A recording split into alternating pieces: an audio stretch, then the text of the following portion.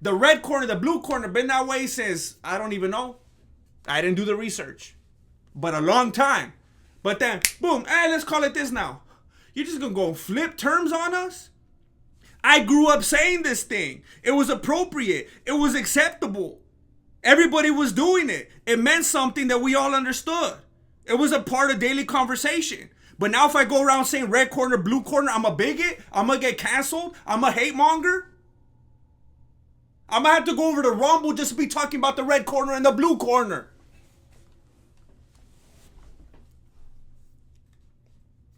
Below the beanie, below the beanie, don't be a weenie, watch below the beanie.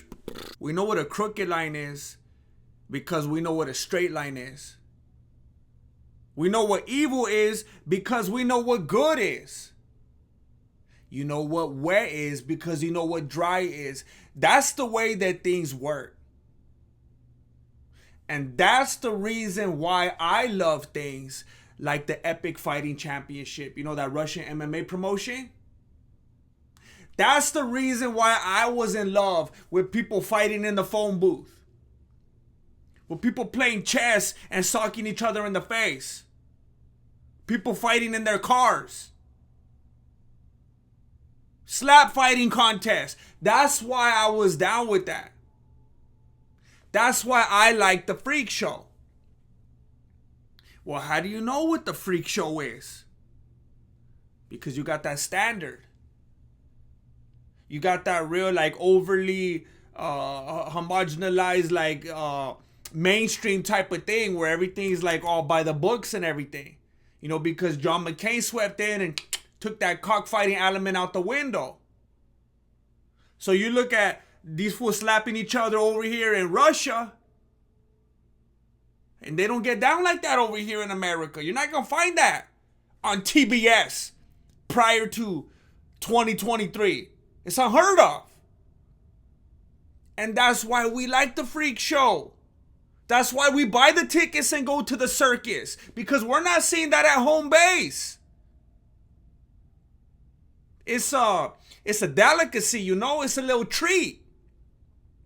We want to be able to, you know, comb our hair and put the shoes on and iron our dickies and everything like that and go out and call it an event, you know, something like that. But when it's the run of the mill, all of a sudden it's not exciting. You start getting the freak show on the daily.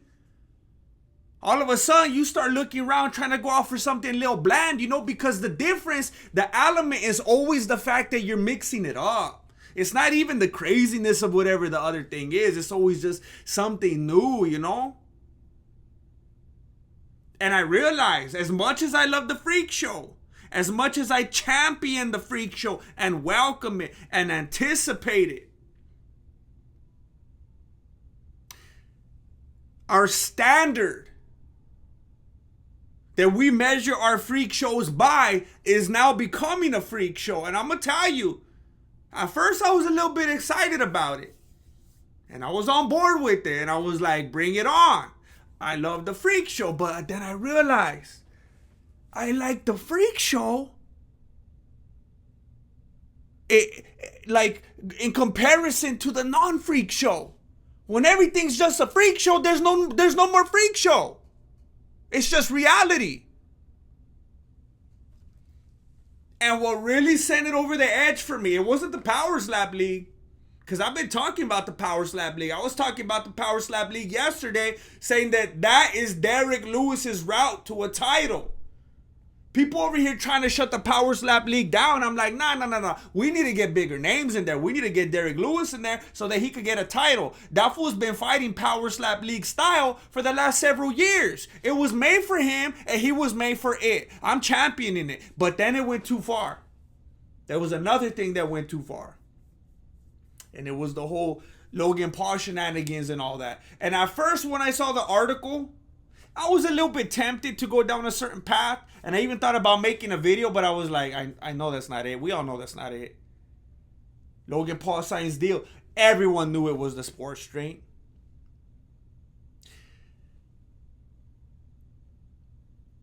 So I am throwing this out there. I do look at this following the same pathway as with his brother, Jake Paul, how he signed with PFL, and at first it was like, oh, just to be like a social media dude, and then boom, now he's fighting. I see the same thing with Logan Paul. It's just a foot in the door. I know a lot of people were buzzing a little bit, and it was like, oh, is he going to be fighting? Oh, no, it's just a prime drink. But it's the same thing as Jake Paul. It's an open door. They had CM Punk in there. They signed Hasbullah. I mean, they ain't above it. They ain't below it. This is starting to become the perfect kind of thing that the UFC is entertaining. And that's exciting, frankly. I wouldn't mind seeing Logan Paul in there squaring off with Paddy Pimblett because they now got some kind of a beef going. And who knows if that's manufactured. All of a sudden, Paddy Pimblett has a drink that looks like almost identical. It looks like someone bought Logan Paul's drink and then like put it in Photoshop and stamped over the color and then put their own logo text on it. It looks like Paddy Pimblett intent. It's like something from a movie. It's like it had to be created artificially, this whole thing. His sports drink looks like identical to the prime drink. So now they're beefing right when Logan Paul signs with the UFC. And if he follows the trajectory of his brother, he's going to go right in there for some fights. Oh, how coincidental. These two fools that are beefing, they got rival sports drinks. One of them in the UFC. One of them just signed to the UFC. Gonna get in there for some fights. Everyone hates Paddy Pimblett right now. And then I don't know what's better for the other. If Paddy wins and a lot of people don't like Logan Paul, now Paddy's the hero again. Or they use Paddy as the heel and they put Logan Paul over because people don't like Paddy anyway. Maybe he'll thrive on that, make a career out of it like Mayweather, like Conor McGregor. Who knows? It's a win-win. Maybe Dana's like, hey, fools, I ain't even going to script this one because it's a win-win. But here's where it got funky. He signs the deal. Body Armor, out. That's the one. If my memory serves me, I think that's the Kobe Bryant one. That's dirty. That's dirty UFC. I'm not sure. Correct me if I'm wrong. But that's dirty. Once that fool's not looking anymore, then you guys are out. That's how it is. But they got Prime now. And I was like, okay. I haven't tried it. But I see other people trying it. And, people who are seemingly objective. And they're like, hey, this... Like, people, they want to go in criticizing it. And they're like, man, oh, dang, it's actually good. I've seen that. So I'm like, whatever. Who cares? They got like tons of sponsors plastered all over. I'm telling you, I haven't noticed how many sponsors the UFC has plastered all over the octagon and all their stuff until this whole thing came up. Because someone was talking about it. I forget who it was. Someone was making the point about how the UFC back in the day was, it might have been Francis Ngannou. I'm not sure. How they were like, hey, they were saying they wanted to, streamline an official sponsor just for the promotion so it doesn't look like billboards all over the place. I look at the octagon, it's like, dang. It looks like when you go on like a website and they're trying to show you all the logos of all the companies that they ever worked with, and it's like overkill and they're plastered all over the place. That's what the octagon looks like right now. But I was like, whatever, sponsor's a sponsor, they're getting their money, people gotta thrive. I'm over here watching. How am I gonna be a hypocrite, I wanted to be on the air because I want to watch. But then I find out, and I don't know, I mean, this seems so unnecessary. Even Jorge Masvidal would call this unnecessary. Like, this isn't a matter of opinion. Like, this is like a control thing, like a power move. I don't understand it. I don't know why this came up in the negotiations. Completely unnecessary. They decided to rename the red corner and the blue corner Prime Hydration Recovery Zones now. It's no longer called the red corner. It's called a Prime Hydration Recovery Zone. You heard that correctly. So Bruce Buffer's going to be like, over here in this Prime Hydration Recovery Zone, we got... And the funny thing is, I think it was on the Impulsive podcast. I think it was that fool Mike. Somebody made the point how funny it is because Paddy Pimblett and Logan Paul are beefing right now. And Paddy Pimblett's telling him that the prime drink is trash and all that, has too much sugar. And it was funny. Someone made the point that Paddy Pimblett's going to have to sit down on that prime stool. I think it said that the stools are actually going to say prime on it. Because it's the corners are sponsored by Prime. It's going to be all over the corners. It's going to be on the stool and everything. So Paddy Pimblett is going to have to come to the corner after getting all socked up and everything after his next fight because that fool finally got exposed. He's going to have to sit down on that Prime stool. And even if you don't want to, I could already see him like, nah, I'm not going to sit on that. It's going to be all over the corner. It's going to be all in his head. But Prime Hydration Recovery Zone. So is it going to be over here in the red, Prime Hydration Recovery Zone, and over here in the blue? Or it's just like, at least before there was a differentiation, you know? Now it sounds the exact same. I don't know. But it's ridiculous. Like, look. Listen. I'm going to say this as generally as I can. I'm going to stay on the topic at hand, all right? It's kind of the culture. It's kind of the culture seeping into the UFC, which Dana was pushing against for quite a while. It's kind of the agenda coming in, you know? The relativism that's destroying. The relativism that tries to tell you that you don't need to know what a crooked line is to know what a straight line is. That you don't need to know what evil is to know what good is. That you don't need to know what wet is to know what dry is. Hey, maybe this is dry. This is dry.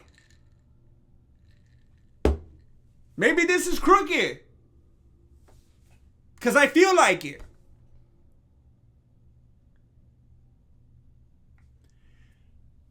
Completely renaming whatever we feel like because we feel like it. The red corner, the blue corner, been that way since, I don't even know. I didn't do the research. But a long time.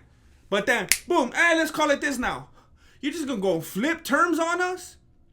I grew up saying this thing. It was appropriate. It was acceptable. Everybody was doing it. It meant something that we all understood. It was a part of daily conversation. But now if I go around saying red corner, blue corner, I'm a bigot. I'm going to get canceled. I'm a hate monger. I'm going to have to go over to Rumble just to be talking about the red corner and the blue corner.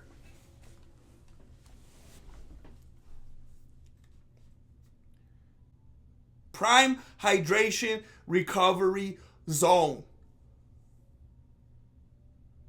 They just whipped out the dictionary on this one. Got the white out real quick. Where does it end?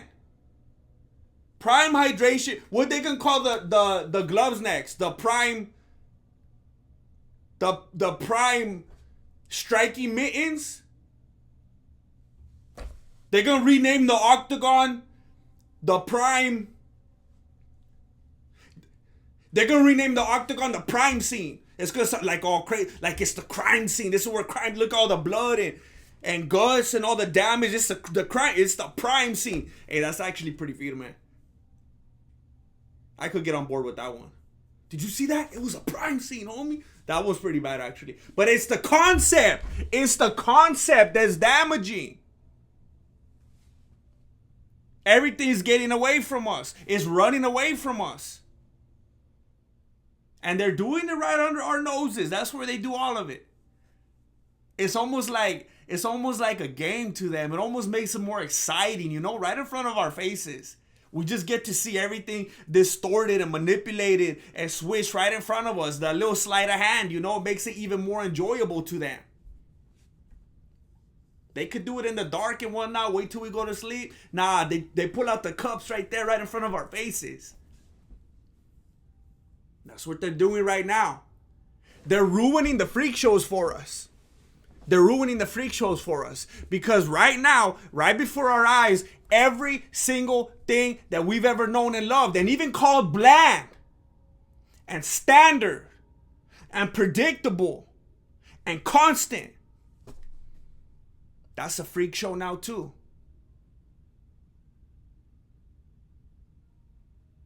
And I'm starting to learn something. Once everything is a freak show, There's no more freak show.